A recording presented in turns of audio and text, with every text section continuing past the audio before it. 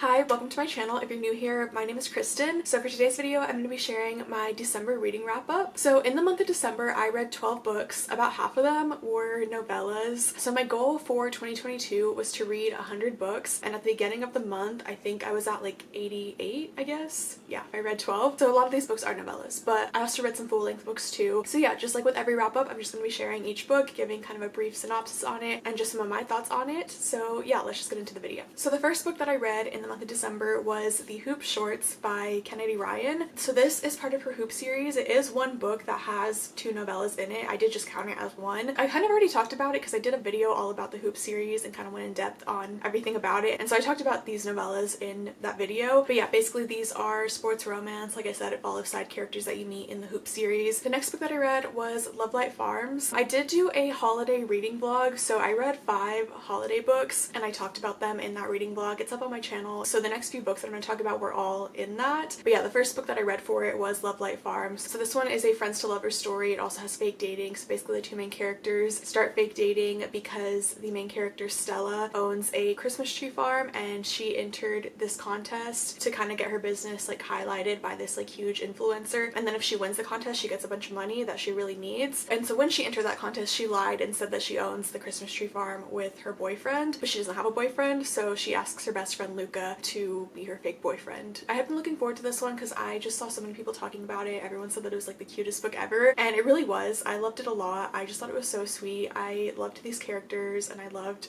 their friendship and their relationship. So I rated this one 4.5 stars. And then next I read Resting Scrooge Face by Megan Quinn. So this is a novella. It's super short. I think it's like 80 something pages. And this one also had the audiobook included on Kindle Unlimited, so I listened to it while I was reading it. But basically it's a second chance romance, and so this woman, she just moved back to the small town that she's from and her ex still lives there and she's kind of trying to avoid him. And so obviously since it's a Christmas book, it's around the holidays and she's kind of like not in the Christmas spirit at all. And then she gets this anonymous letter from someone who is basically feeling the exact same way as her, and they kind of start writing back and forth, and you know right away that she's talking to her ex, but the two of them don't know that they're talking to each other, and outside of their letters they don't like each other. So yeah, that's mainly what this one is. Like I said, it's very short. I feel like this one was a little too short for a novella, like with this type of storyline. Like there should have been more to it, but it was fine. It was just an okay novella overall. I didn't love it, didn't hate it either. So then after that I moved on and read another novella, and I read Sneaking Around with the Player by Rebecca Genshak. So this one is kind of a duet. There's another one that comes before it that follows this girl's twin sister, and that one I read it back in November, and so this one came out at the beginning of December. So I was looking forward to it because I liked the last book that followed her sister, and this one I also really liked it a lot. Basically in this one the main character meets this guy, but it turns out that he is her brother's rival because her brother plays football at their college, and so this guy goes to another college and it's like their biggest rival, and her brother can't stand him, and so she's starting to talk to him and kind of starts to date him, but she knows her brother wouldn't be okay with it, so she's having to keep that a secret. And then next I read Not So Merry Memories by Megan Brandy. So like I said in my reading vlog, I mainly read this one because characters from one of her other books appeared in this one, and it was the characters from Say You Swear. And if you've been watching my videos, you know that Say You Swear is one of my all-time favorite books. It was like my top read of the year, but it follows kind of these random characters. Those characters just make an appearance in it, and so the main characters in this book are like business partners, and they had like something between them. It's kind of a second chance a little bit, like something happened between them a few years ago and they haven't really like seen each other or spoken in the last 5 years, even though they are business partners. But he moved away, and so he comes back and he's trying to win her over, but she wants nothing to do with him. So this one, honestly, I didn't really like it. It was a little bit chaotic and just confusing, and I didn't really know what was happening most of the time. The main reason why I did enjoy it is because we get that appearance of those other characters that I really love. And so I kind of said this in my reading vlog too, but basically I feel like this one was really only worth it because of the characters from Say You Swear. So if you've read that book, I would recommend reading this one, but if you haven't read it, then this one has spoilers for Say You Swear in it, and on top of that it just wasn't worth it without already like knowing those characters and loving them. The next book I read was A Merry Little Meet Cute by Julie Murphy and Sierra Simone. So this one was also part of my holiday reading vlog. It basically follows this woman who is a porn star, but she ends up getting the lead role in a movie that's for this channel that's basically like the equivalent of Hallmark, and so she has to keep her career a secret from everyone there. The only people that know are a couple people on set and like the producer of the movie. And so the guy who's the love interest for the movie and for the book is this former boy band member, and he's kind of gotten into some trouble lately, so he's kind of having to clean up his image a little bit, so that's why he's doing this like Hallmark type movie. So the two of them are just completely off limits to each other, but they both have a crush on each other. But yeah, this book, I was really enjoying it at first. I did really like it. I feel like it started off good, and I thought it was going to be a really cute book, and then the second half was just really boring. I didn't really enjoy it as much. I was listening to it as an audiobook. If I hadn't been listening to it, I probably would have taken way longer to read this one, and so I rated this one 3.5 stars. And so after that, I did decide to continue on with the Christmas books, and so I read a few more. So the next book I read was Faking Under the Mistletoe by Ashley Shepherd. So this one, I kind of just started it because, like I said, I wanted a Christmassy book to read. I saw it on Kindle Unlimited. I wasn't sure if I wanted to read it, but I just kind of started reading it, and then I got kind of into the story pretty quickly. Basically, in this book, it follows this woman who works for this PR company, and she starts fake dating her boss because he recently broke up with his girlfriend, and so they're out in public for like a kind of like a company outing, and they see his girlfriend, and she kind of decides to help him out by kissing him to make his girlfriend like jealous, I guess. And so obviously that kind of creates this whole thing where his ex-girlfriend thinks that he's dating her now, and so they kind of continue on with it, and they just start fake dating. So this one was actually a pretty funny book. Like, I was enjoying it. I think it started off really good, but then at one point in the middle it did kind of slow down a little bit to where I did get a little bit bored. I do feel like the story just went in like this completely different direction in the second half of the book, and I feel like the fake dating storyline just seemed kind of weird, like the way it happened. Like, I wish it had been more developed and just more drawn out, and so because of that, I feel like the fake dating was like barely even part of the story. Like, it was kind of there in the first half, and then it just kind of wasn't in the second half. Like I said, it just kind of went in like this other direction. But yeah, this one, like I said, it started off really fun. I was enjoying it in the beginning. I feel like there kind of was this connection between the two main characters in the beginning, especially because they kind of don't really like each other. It's also kind of Grumpy Sunshine, but then I just feel like the connection didn't get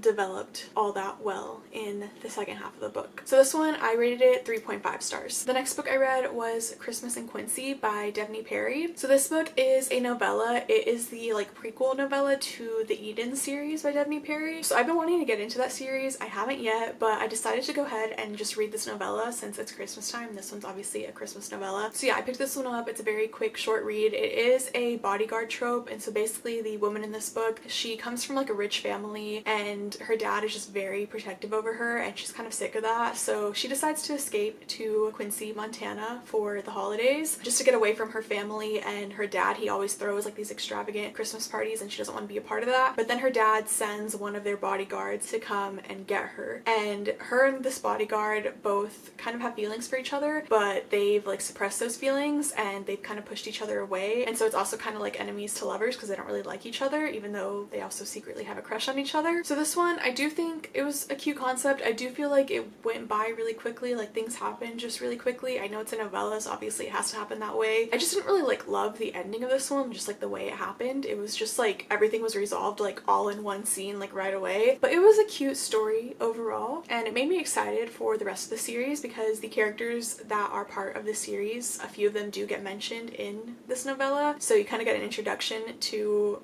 like this family and this town and everything. So I'm excited to continue on with it at some point next year. Next, I read The Goalie Who Stole Christmas by Callie Mel. So this one is another novella. It is part of a series. They're sports romance that follow hockey players in college. So I actually read the first book in the series back in August, I'm pretty sure, and I didn't like it like at all. So I was considering continuing on with this series and like giving the next book a chance just to see if it gets better, but I never did that, and I just decided to go ahead and read this novella, which is actually the fifth book in the series, I'm pretty sure. And after reading it, I'm definitely not going to continue on with this series, but basically this novella follows this guy who is a hockey player on his college's team, and he's going home for the holidays, I think for his brother's wedding. And so all of his siblings are like married already. He's the only one that hasn't ever been in a relationship because he's always been focused on hockey. And so his mom like wants all of her children to find relationships and be happy. Like, she wants to see them all fall in love because she was diagnosed with cancer. She obviously doesn't know what's going to happen in the future, and she just wants to be able to see her kids find love and happiness and all of that before anything were to happen to her. So basically he wants to make his mom happy, so he decides that he wants to find a fake date for his brother's wedding, and so he asks one of his good friends to be his fake girlfriend. They have a few classes together, they've known each other since freshman year, and she mentions that she doesn't really have plans for the holidays, so she agrees to go with him and be his fake girlfriend. So this one I think had a really like good concept going. Like I really liked the idea of it, but overall it just wasn't very good. Honestly, it was kind of boring. Like it was less than 200 pages and I feel like it shouldn't have been that boring considering it was so short. But yeah, I didn't really enjoy it, and also the ending of it I thought was just so cringy. I did not like it at all. I just didn't like the way that the story went. So overall this wasn't an enjoyable book. I feel like at this point I'm probably not going to give this author another chance. So for the next book, I finally read When Gracie Met the Grump by Mariana Zapata. So I've talked about this book already a couple times on my channel, but I started it back in September, like the day it was released, and I got like a few chapters into it. I was a little bit interested, but at the same time her books are always a slow burn, so it was moving very slowly, and then I kind of just paused reading it and I started reading another book instead, and then I just never went back to it. I did try reading a chapter of it like in mid-October, and I again just didn't continue on with it, but I was determined to finish it because I cannot bring myself to DNF books. Like I just don't have the ability to do it. I don't know why, but I just always feel the need to finish a book that I start even if I don't like it, because I always tell myself like what if it gets better, and like I just need to know what the ending is. Like I have to know, especially with a book like this. I feel like this one was kind of a more like suspenseful book in a way, to where I wanted to know how it was going to end and like what was going to happen to these characters, and I feel like this book kind of proved to me why I can't DNF books, because I actually really enjoyed the second half of it. But I do have a lot to say about it, so I'm going to go into some of my thoughts about it, but first I'll say what it's about. Basically this book is a sci-fi book, and so the male main character in it is a superhero, and it basically follows this woman who lives like kind of this very like low-key like quiet life because she's hiding from the cartel, and she's kind of had to move around her whole life and just stay hidden. But then one day this superhero guy like lands in her backyard, and so in this book they like live in this world where like superheroes exist. There's like these 3 superheroes, and so she knows of them, and so when he lands in her backyard, like she knows who he is, and so when he lands there he's injured, and so she kind of has to help him. And so it basically starts like that. She's helping him out, but he is very grumpy. He like doesn't even speak to her. He's very rude to her and like won't have a conversation with her, doesn't talk to her at all. But slowly they obviously start to get closer to each other. So yeah, going into some of the things I didn't really like about it, besides it just being really slow and boring in the beginning. So I do feel like there wasn't that much development with their relationship. Like I feel like they just flipped so quickly from like being friends and just being like completely platonic to all of a sudden like being in love with each other. Something I always say about Mariana Zapata is I love the way she develops her relationships, because it always starts off with the 2 main characters like not liking each other at all, and then they slowly start to become friends, and you see this like friendship develop between them, and then they start to fall for each other and they're like in love with each other. And I feel like it just develops very naturally in all her books, but this one is one where I just didn't see it at all. Like I feel like there was no romance between them. I feel like they just didn't like each other, and then they were friends and it seemed very like platonic between them, and then all of a sudden they were like in love with each other, and it didn't seem as natural as it seems in her other books when she writes those types of relationships. And so in this book you do learn a lot more about him and like his superhero abilities and everything, and like where he comes from